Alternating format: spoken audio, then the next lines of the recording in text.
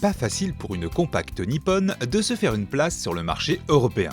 Après tout juste 3 ans d'une carrière discrète, la Mazda 3 a aujourd'hui droit à son restylage de mi-carrière.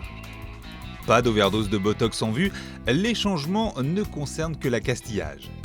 Le dessin racé et expressif de la Mazda 3 a bien vieilli, sa rareté sur nos routes ayant au moins cet avantage. Les évolutions ne sautent pas non plus aux yeux dans l'habitacle. On note surtout le nouveau volant issu de la MX-5, le combiné d'instrumentation plus lisible et l'arrivée d'un frein à main électrique. La qualité perçue progresse, mais reste encore un cran au-dessous des best-sellers européens. L'habitabilité se montre toujours très satisfaisante dans l'absolu, mais n'impressionne pas compte tenu des 4,47 m de long de la Mazda 3, un gabarit qui la place parmi les plus encombrantes de la catégorie.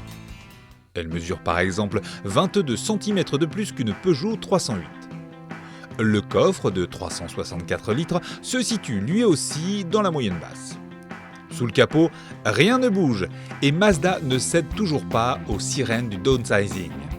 On retrouve ainsi les diesels du 1,5 litre 105 chevaux et 2,2 litres 150 chevaux. En essence, les deux gros 2 litres atmosphériques de 120 et 165 chevaux reprennent eux aussi du service sans modification. Ce sont ces derniers qui animaient nos modèles d'essai. Pas vraiment à son avantage sur le papier, le 2 litres atmosphérique Mazda se révèle plutôt agréable à manier en pratique, à condition de jouer de la boîte pour aller chercher le couple au perché. On profite pour cela d'un levier au débattement court et au verrouillage précis. Souple et feutré, à défaut d'impressionner par ses reprises, ce moteur atypique s'acquitte avec bonne volonté des 1205 kg de la Mazda 3. Facturée 1150 € de plus, la version 165 chevaux apporte un surcroît de punch et de caractère à haut régime. Outre leurs agréments, ces deux moteurs brillent par une consommation maîtrisée puisqu'ils sont tous deux restés sous les 7,5 litres à l'issue d'un essai comprenant des routes de montagne.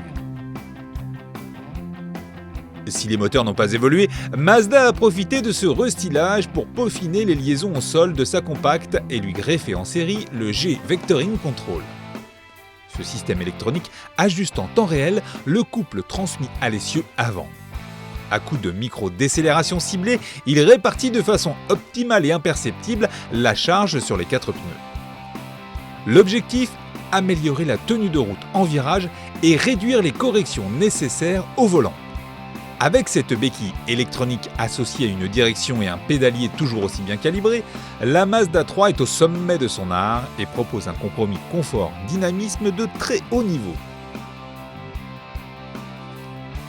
Cette outsider valeureuse ne mise pas sur ses tarifs spécialement bas, mais plutôt sur un équipement abondant pour pallier son manque de notoriété.